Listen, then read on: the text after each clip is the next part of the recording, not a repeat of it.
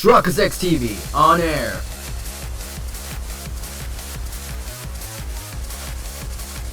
We are now live in 3, 2, 1. Welcome back to another episode of the Great Ace Attorney Chronicles. In the previous episode, we finished the summation examination. Today's episode now, we're going to go to the next testimony. If you're happy with today's episode, make sure to like button, spoilers, can pitch the channel. Mr. Naruto, do you not remember? We've been told on several occasions that there were eyewitnesses to the incident. Yes, I remember. One of them being a Scotland Yard policeman, no less. I'm afraid it's likely to be a prosecution's next witness. Alright, no matter who Van Zyges brings to the stand as his witnesses, no matter what they say, I believe in Soseki-san. I know he's innocent, and I'll keep believing to the very end, until the battle is over. Are we gonna have a to be continued right there? Huh? Witnesses, please state your names and occupations for the court. Isn't how much do you want to bet the one on the right is a freaking relative to that one Joker guy we met?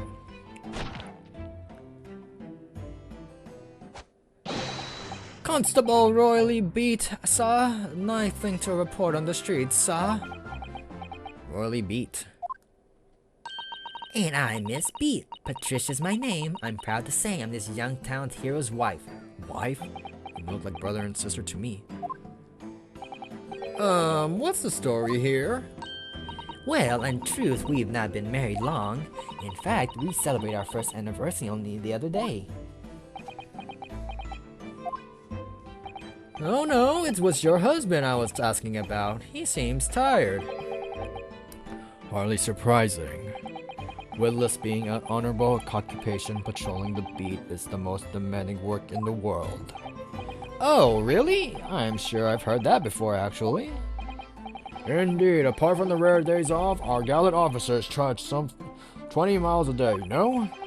They patrol boarding houses and pubs, collect taxes, survey the streets, check the meters are reading true, and they're responsible for keeping the streets clean, and lighting and extinguishing our streetlights. There are a number of items on that list that don't sound much like policing duties at all. I wouldn't just be falling asleep on my feet. I have collapsed long ago. But it goes without saying that the policeman's primary duty is to apprehension of criminals. Even when he's off duty, a constable is expected to investigate and resolve any crimes on his beat. For the London Bobby is a man of honor. Man of honor, right, and a man of slumber. On the day in question, this man and his wife were walking down Briar Road in the opposite direction, and they witnessed the incident as it occurred. Is that not correct, Mr. and Mrs. Beate? That's right, sir. Isn't it, Royally? Rolly. Constable Royally Beate, sir. Nothing to report on the streets, sir. What a great witness he's going to be. Very good. I'd like to hear your formal testimonies now, please. You will tell the court exactly what you saw on the afternoon of the incident. Yes, sir. He's going to sleep anytime soon.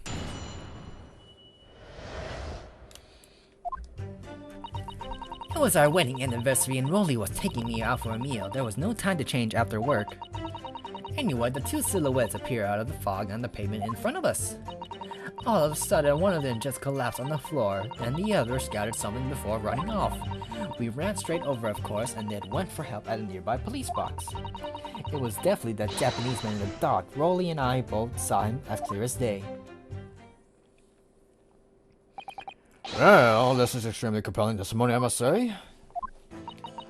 Oh dear, this policeman and his wife are claiming to have possibly identified Mr. Natsume at the scene. If their testimony is true, the alternative course of events that you established in the summation examination will be quashed. It's death knell, in fact. Because that alternative was never viable in the first place. What an unfortunate whatever. And on your wedding anniversary too.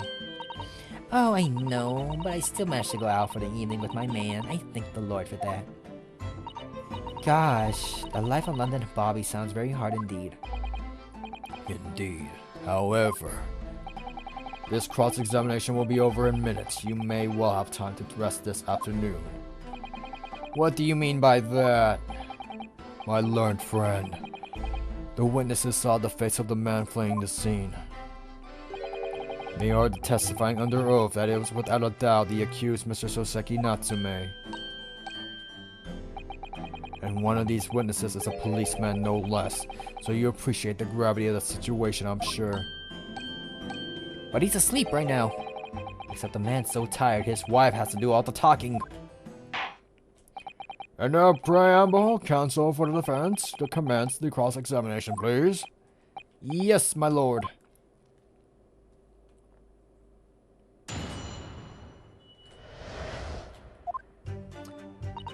It was our wedding anniversary and Rolly was taking me out for a meal. There was no time to change after work. Anyway, two silhouettes appeared in the fog of the pavement in front of us.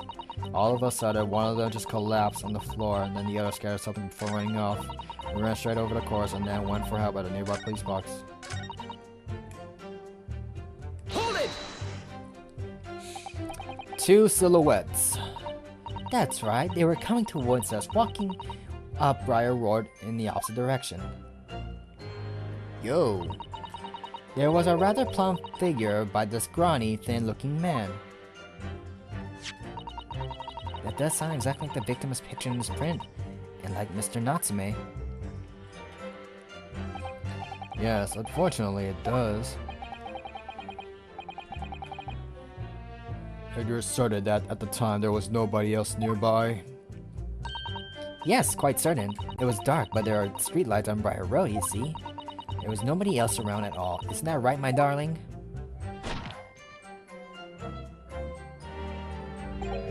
Oh, what? Yes, that's right, of course. There was a light fog on the ground.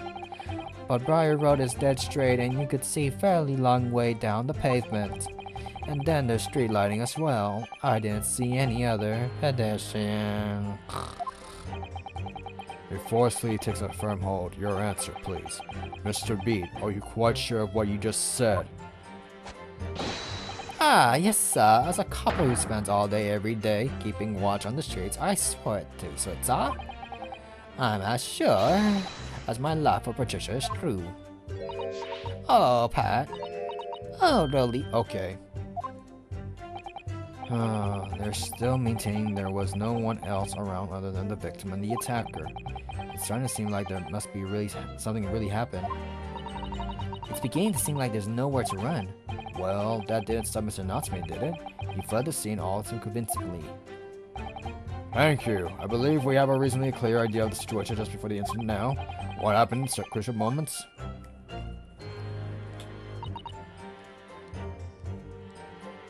Hold it! Scattered something? What do you mean by that? Oh, well, I couldn't quite make out what it was at the time. But then, when we got closer, we realized what it was. Didn't we, darling?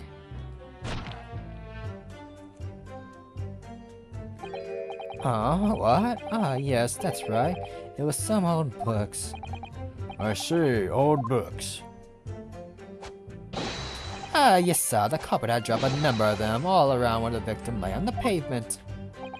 Indeed. It's clear as a picture in the photographic print.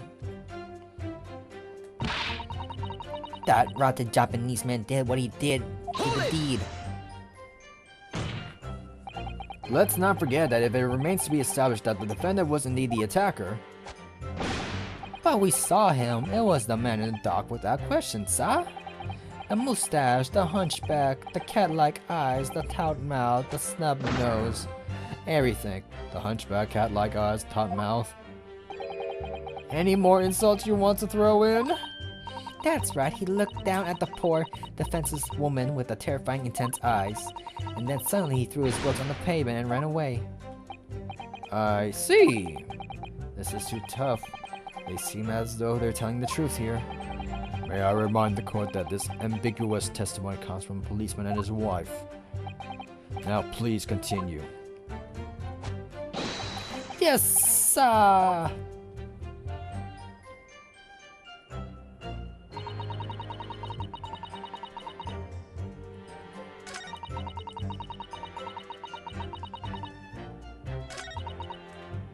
I feel like we're gonna get the thing that we're looking for on the right. Was it your husband who went to fetch help? No, I went. I may not be a police officer myself, but I am a proud wife, after all. Isn't that right, my darling? I really am wasting my time with this one right here. It could be the one on the right. What? Yes, that's right. I asked Mrs. Beate to go. I was off duty by that point, but Bobby's never truly off duty, of course, so I felt obliged to stay and guard the scene. Very laudable, Mr. Beate. Preserving the scene of the crime is a task of considerable importance. That's why I sent Patricia, you see. I told her where to find the right police box. Forgive my ignorance, but what do you mean exactly by the right police box? Depends on the crime location, you see, as to who deals with it. Where the woman was stabbed wasn't actually on my beat, so I told Patricia the way to the police box with the beat that the incident fell under so she could report it. I ran there as quickly as I could and asked for help from the Bobby on duty. There is nothing more important than a young couple in love working together, you know? And thanks to your swift response, the case was quickly resolved. The actions of two model citizens. Oh, please, you're making us blush. Isn't he, darling?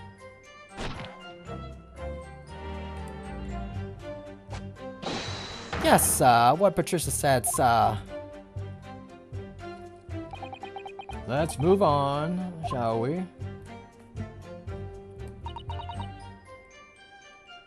Hold it! But surely you wouldn't have been able to see his face by the light of the gas street lights, would you? We absolutely could. Us Londoners have exceptional eyesight, I'll have you know. Right. The light from the street lamps was more than enough. And my husband already told you that the fog was only light, didn't he? Aha, yeah, and what of the fog? Where famous words cross the globe, I believe, was an absolute menace to those of us who have to live with it, of course. Oh, it is. Once it's thick, you can't even see the hand at the end of your own arm. Yes, alright, I take your point. But now, could you stop shaking your husband about? The constant fog makes our eyes very sharp, you see. That's why we could tell you for sure and certain that it was the little Japanese man we saw. Can't we, darling?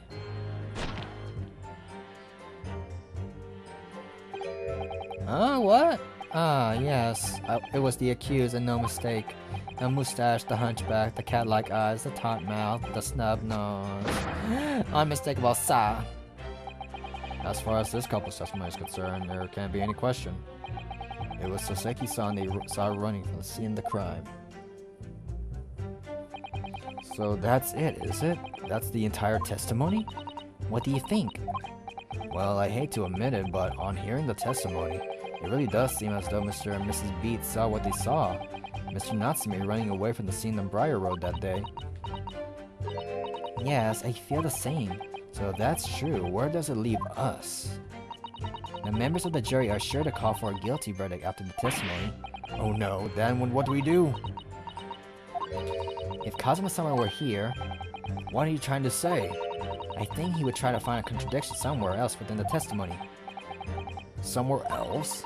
Your statement about seeing Miss Natsume is unequivocal, calling that his question won't help. But if you could identify some other part of this testimony which appears to be contradict the facts, you might be able to discredit them.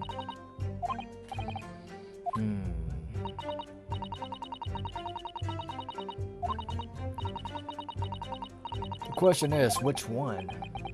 Why do I always seem to be so up against it? Okay, this is the only thing we have yet to press. No time to change after work, you say? Are you also members of the police? Oh no, sadly not. It's a job for struggling young men only. Women, children, and the elderly can't even apply. Well, I think you can probably see why children and the elderly can do the job, can you? I think Rolly looks even more handsome in uniform. It suits you down the ground, doesn't it, darling?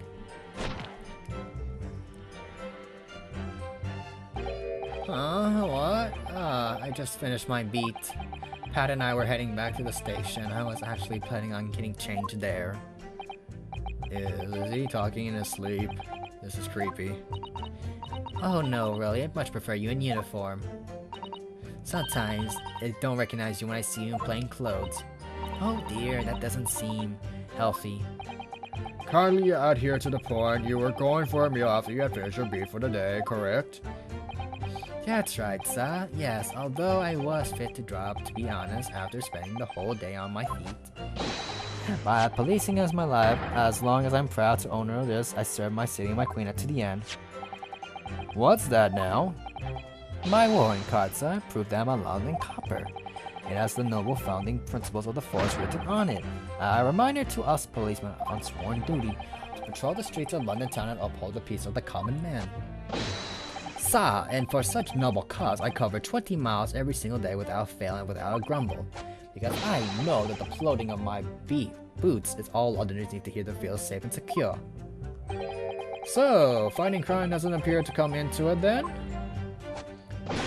No, but sir, just on that one particular day, I was looking forward to celebrating my wedding anniversary. Mrs. B puts up with a lot of being married to a Bobby like me. I wanted to show my dear wife how much I care.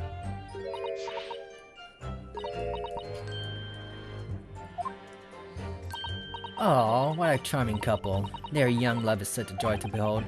If a little over the top, perhaps. And then? I got nothing.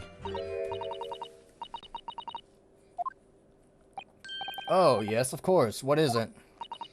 Well, you keep asking us all these questions about everything we've told you, so... It seems like you don't believe our testimony, is that right, is it? Well, out with it. What? No, it's not really that at all. My husband, policeman, remember, I know what I saw. I remember every last detail, everything, like... Oh, I know. What about the books the man dropped? I could tell you the names of every single one I could, every single one. And you dare to question how reliable my testimony is? Out with it, witness. That will do. No, it won't do at all. That Japanese lawyer has no idea what I'm capable of. Even if I decide to forgive him for insulting us, don't think for a minute that Rolly will. I really didn't mean to cause offense, but please put your husband Fitz down. Perhaps you would like the opportunity to supplement your testimony, Miss Beate. Might that appease you? Oh, thank you, my lord. That would settle things nicely. Wouldn't it, darling?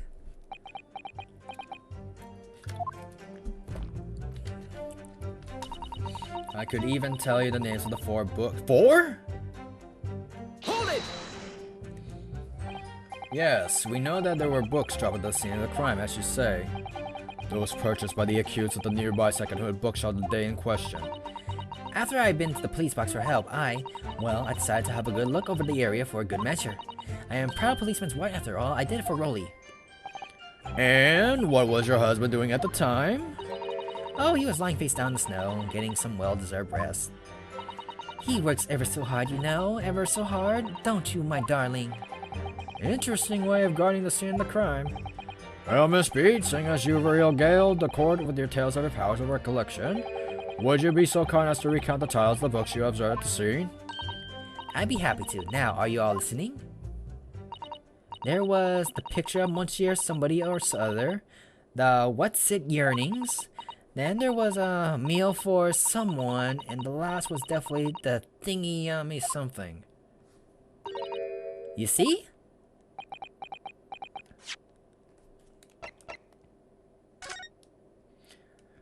The sum of 2 shillings tendered a receipt of, the picture of, the meal for, the Canterbury Yearnings. Let me see what she said. The picture, the yearnings, the meal, the thingy yummy something. I have no idea what she's referring to. Yes, I see there are 1 or 2 holes in your memory.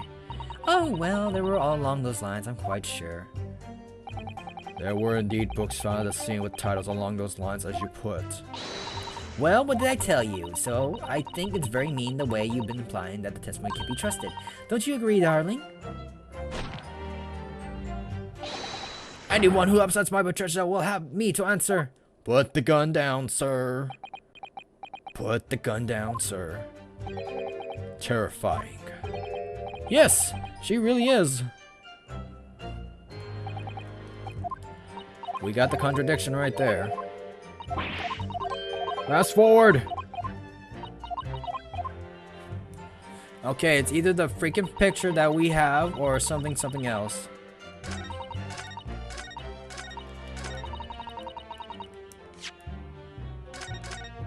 And I'm just pressing say because I don't want to lose lives. Okay, we got two options. Show the photographic proof or the receipt. Objection! So, you're saying that there were 4 books? That's right, I remember all of them. The picture of Monsieur somebody, what's it yearnings, and a meal for someone, and the thingy yummy something. I'm sorry, Miss Beate, but there is a fundamental flaw in that statement of yours. Oh no, what flaw? Simply that at the scene of the crime, there were only 3 books, not 4. What? This is the receipt from the bookshop where the defendant bought his books. Your books? Yes, and it detains Mr. Natsumi's purchases that day. But as you can see, only 3 books are listed. Only 3? But no, that can't be. I remember seeing them. There were 4 books, I tell you. 4 dirty old books. Maybe it's the husband's. Oh, really? Have a good look at this photographic print of the scene of the crime. As you can clearly see from the evidence as well, are only 3 books. But I just don't believe it. I saw them there, I swear it. I saw them. No, madam, I'm afraid your powers of observation cannot be relied upon. So it cannot be denied that though you saw it was the defendant you saw, you could be very well be mistaken. Oh no. No. Objection! He puts his heel down.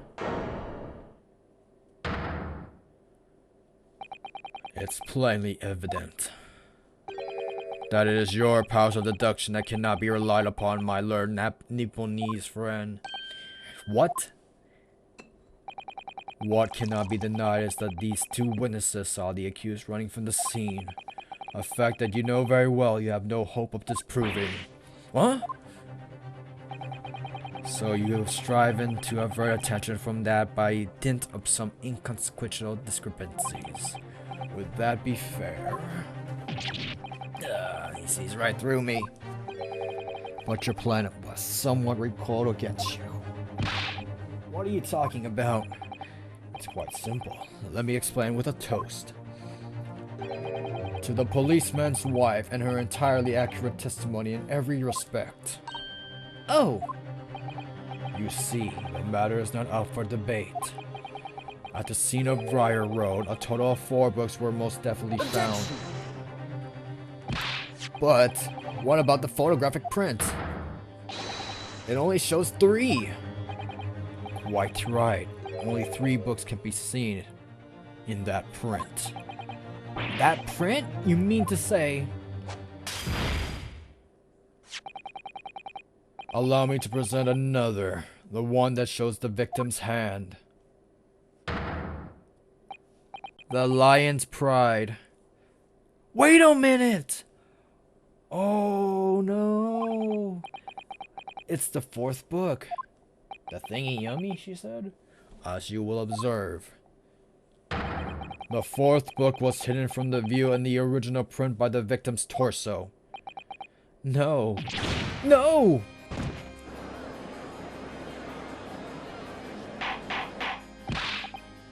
Order! Order! You see? You see? Look at that! Look! Look! Yes. It's just like I said, isn't it, my darling? Yes, sir. Patricia's always right, sir. Let us study a receipt for the books purchased by the accused on the day in question. Miss Beate, the titles once again, if you please.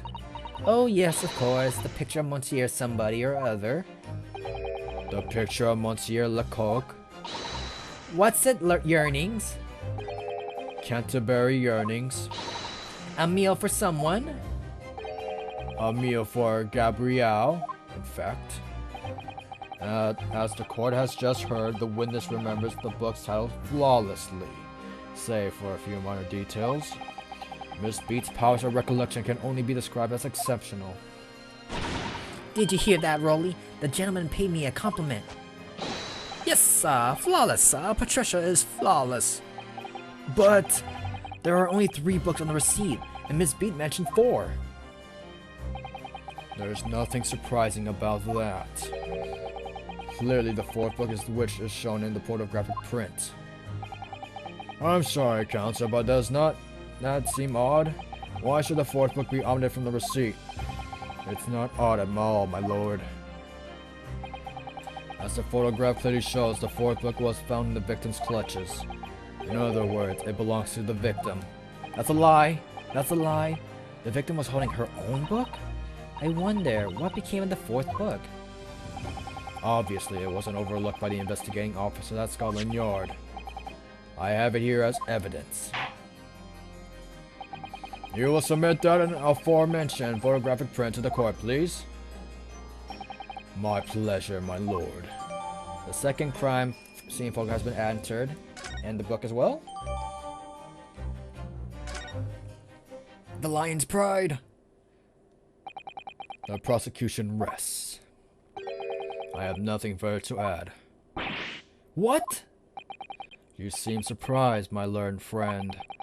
Well, your resistance until now has been in vain. Entertaining, yes, but futile. The superior's longer route to accuse lodgings that you tried to establish in your summation examination, and the attempt discrediting of the witness powers of recollection in your cross-examination. Futile? I walked right into this, didn't I? You see, everything we said is true. Isn't that right, my darling? Yes, Pat. Marry me, Pat. So, perhaps the ladies and gentlemen of the jury would like to reconsider their positions. Should the court waste any more time on the beneath travesty? Or is the decision you have to make all too apparent already? You have heard all the witnesses and seen all the evidence. This trial has run its course.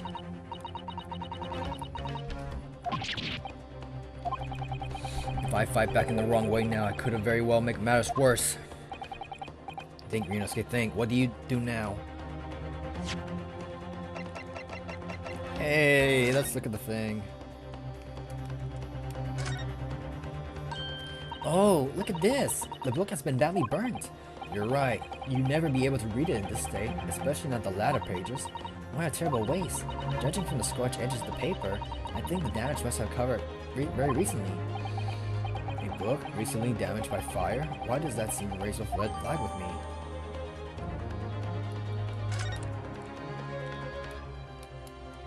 Get back! Let me see. It's a book entitled The Lion's Pride. I'm afraid I don't know any English literature at all, so it wouldn't be something I've heard. Wait a minute. The Lion's Pride. That's strange. I think I have heard of that book by that name before, and very recently too. It's a title I recognize too, Mr. Naruhodo. Alright.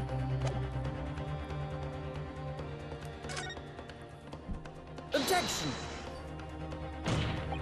I'm not done yet. Not my learned friend. No, my learned friend, it's over. That last cross-examination was your final chance to establish a credible defense, and you failed.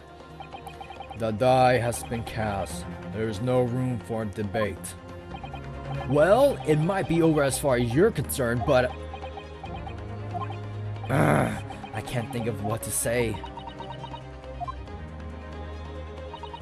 If I may, Lord Von Zykes, it seems somewhat boorish to close down the debate at this point. Your insignificant little Eastern Isle must be a lawless hole indeed. For a lowly judicial assistant to have the audacity to intervene at a moment like this. Oh? I am, too, my shame, still a very inexperienced lawyer. So you will have to forgive me, but I consider my assistant's advice essential and her opinions invaluable. Mr. Naruhodo. One of this land great's guiding principles intolerance, so the court will hear you, madam. Go ahead, Mr. Sato, please. Very well. Pray, what insight can you give us? What have we all overlooked in this matter you see fit to pursue further? Well, the court has been presented with the new evidence, but only after the last examination finished. I see. And you believe that this new evidence warrants further examination, do you? Mr. Naruhodo, what do you think? It's just possible that this new evidence might be the decisive proof we've been waiting for. The judge is sure to ask the members of the jury to announce their learnings in a moment. And of course, he's sure to ask you to explain what the crucial piece of evidence is and why. So we must take the opportunity to examine the newly presented evidence. Yes, I understand. And thank you, Susato. This is it. Susato-san has managed to win us one last chance here. I can't let it go to waste. The defense wishes to present evidence, my lord. Very well. The defense may present one further piece of evidence. Evidence that apparently offers a profound insight into the case. Take this. Take that! The evidence in question is what we can see from the newly presented photograph print of the crime scene. The fourth book in the victim's hand. Objection! We have already discussed the fourth book at length. Other than it being the victim's grasp at the time of the incident, no significance had been attached to it. Pursuing the matter further would be a flagrant waste of time, as you well know. Yes, I'm afraid, counsel, I must concur with the prosecution on this matter. When I afforded you this opportunity, you led the court to believe that the evidence in question contained a hitherto undiscovered clue. So I must insist that you elaborate, counsel. You will identify this clue at once. Do I make myself... Wait, huh? It's, Naruhodo. I believe the prosecution is trying to avoid a thorough examination of the evidence, which means you may very well be on the right track. Yes, I think you might be right. So, counsel, precisely where is the vital clue to the case which this fourth book conceals? Move. Take that. I would ask the court to observe the back side of the book in question. The back? What do you... Good gracious. It's been burnt to a crisp. So we have to ask ourselves, why was the victim clutching what is clearly an unreadable book? It's undeniably an extremely unnatural thing for her to have been doing. Objection! Unnatural, you say? And what of it, my Nipponese friend? Oh. Were I to concede the point, if it bears no relation to the case, there is nothing to discuss. So should you wish to assert that this fire damages some veiled clue as what happened that day? Pray, do enlighten us at all. What truth does this charred book hide? The ownership of the book. There's just one possibility here with which I can't quite bring myself to rule out. It's an outside chance, certainly, but worth a try. Alright, I'll explain my theory. Don't keep us waiting any longer than counsel. Explain the theory of yours. What are you suggesting that you can sustain for the fire damages story to suffer? Its owner. My lord, the burn on the back of this book reveals a startling truth about the book's owner. I beg your pardon? But we already know who the book belongs to. The victim was gripping it in her hand as she fell to the floor. After all, it's obviously hers. The question of how this book came to be in the victim's hand has yet to be answered. However, as to the question of who the book really belongs to and where it originated, the defense has very credible answers. Good gracious, how can you possibly... Very well, I'll play along with this futile attempt to delay your inevitable demise. But do remember the members of the jury may well burn you if your little gamble goes wary. Counsel, the defense response here is very likely to influence the final outcome of this trial. So tell the court who do you claim the owner of this burnt book is? Present! Take that! The answer is that the book belongs to the couple who own the house where the defendant has his lodgings. A certain Mr. and Mrs. Garrett. The landlords? And whether this is some extraordinary coincidence or some kind of fate at work, I don't know, but... Of all the people in London, one of the 6 chosen for jury duty in the courtroom today is none other than Miss Garib herself. Oh my goodness. Me? I think you must be mistaken, sir. I'm not Miss Garib. I'm his maid. Things would be so much easier if you would just drop the pretense. Alrighty then, how about a simple question for you? Have you ever seen this book in Mr. Garib's house? I would never presume to know all the books he keeps, sir. Objection! This is outlandish behavior. This woman is the accused landlady, you say? You implicate this hardworking member of the public. You besmirch her without a shred of evidence. Your actions are unforgivable. Objection! This is not mere conjecture. The fans happens to know that on the day in question, at almost exactly the same time as the victim was stabbed on the pavement below, another incident was taking place in the room on the top floor of Mr. and Mrs. Garib's house. Good lord, what sort of incident, counsel? A fire, my lord.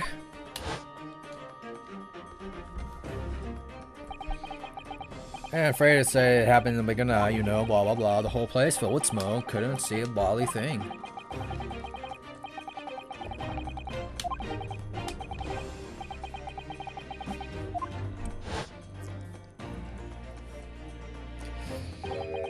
The Lion's Pride. By Jove, the very same title that's the subject of this debate. Oh dear me. Objection! This is risible. All you've told the court is the book by the same name was involved in the fire? In which case, it would be reasonable to assume that it was burnt to ashes. And entirely unreasonable to infer that it magically removed itself to the scene of the crime. Perhaps it would make more sense if I told you that the cause of the fire was marital discord. Without going into details, it appears that Mrs. Garib was considerably enraged. Apparently, she continued to attack Mr. Garib even amid the flames. Oh, how awful. I can't even imagine being so horrid to the one you love. Can you, Rolly? Absolutely not, sir. My Patricia would never raise a finger against me, sir.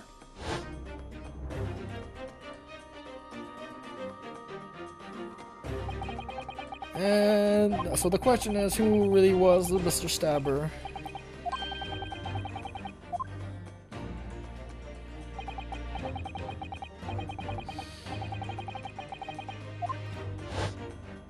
Odd flash. The man had his back against the window, and he had burning books thrown at him. Good gracious, are you suggesting that the book was thrown through a window and in London and coincidentally at the scene of the crime? Objection! No. A thorough investigation of the surrounding area was conducted the very evening of the incident, and there is no report of the Garib's window pane being broken. That's quite true. We also saw no sign of broken glass when we visited the Garib's household. But it is not conceivable that the window was open at the time in, not even remotely. Let's not forget the season and the chilling weather that accompanies it. No Londoner would ever leave a window open in the middle of winter. Does the defense postulate the scenario in all seriousness, counsel? Do you earnestly claim that the book found at the scene was a flaming projectile thrown by Mrs. Garrett's wife? I believe it's a possibility, my lord. That's quite enough. Mrs. Garib? Well, I hope that everyone can see you for what you are now, you little foreign trickster. You call yourself a lawyer, but you're just a coward. A mean coward. Really? Claiming that our little tiff stabbed the whole neighborhood alight? Honestly, implying that I'm merely posing as a maid for appearance sake? How could you? It's nothing to do with the beastly case. Not any of it. All you've done is sully our family's name. No, I assure you, that was never my intention. Dragging an upstanding citizen's name through the mud, something to divert attention from your failing defense. Why did you hit him? I should box your ears, that what I should. It's utterly unforgivable. Too right. Here we go. How long have we sat here now listening to this Nippuni spouting out his fancy foreign theories? But think about it. At the end of the day, the only person who could possibly have stabbed the victim is the little hunchback with the mustache, and he ran away from the scene too. I do declare you're right. It's true. Yes, what did I tell you? Makes sense to me. Sorry? What's that? Well, it would appear that the ladies and gentlemen of the jury are once again in full agreement. What is your position, Lord Von Zykes? In truth, my lord, I feel these have been unnecessary protracted proceedings. But then one must always exercise patience in order to savor the best vintage. No, wait! Then, the mystery of the fourth book still hasn't been... If books are your predilection, my learned friend, study them on your own time.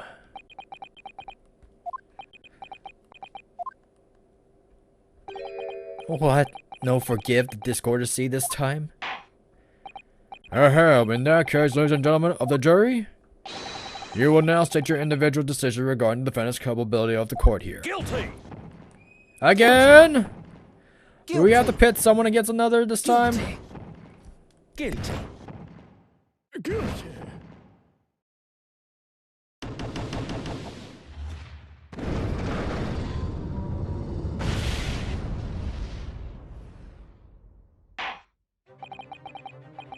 Thank you for that ambiguous response.